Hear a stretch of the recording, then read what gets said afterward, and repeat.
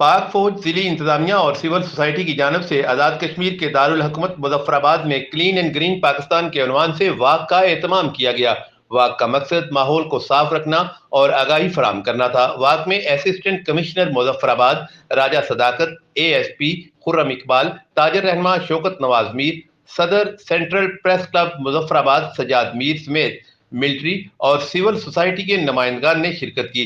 इस मौके पर असिस्टेंट कमिश्नर का कहना था कि हमारी इंफरादी और इज्तिमाई जिम्मेदारी है कि हम माहौल को साफ रखें। सफाई निस्फ ईमान है। घर के साथ साथ अपने शहर की सफाई के लिए भी इक़दामात करने की जरूरत है। आसफ इकबाल के साथ हुमायूं मिर्जा, chenarnews.info। इस वॉक का पर्पस जनरली सोसाइटी को, लोगों को एजुकेट करना और अवेयरनेस देनी है कि शहर को कैसे खूबसूरत बनाया जा सकता है और ये गंदगी वगैरह से कैसे जो इसको अवॉइड किया जा सकता है। ये था कि लोगों में ये शऊर उजागर किया जाए कि ये शहर हमारा, इसको साफ रखना हमारा फर्ज है। बताना और लोगों को ऑनरशिप देनी है। इसका मैं समझता हूँ इस बात का जो मकसद है कि वो लोगों को ऑनरशिप देनी है कि वो अपने घर के बाहर से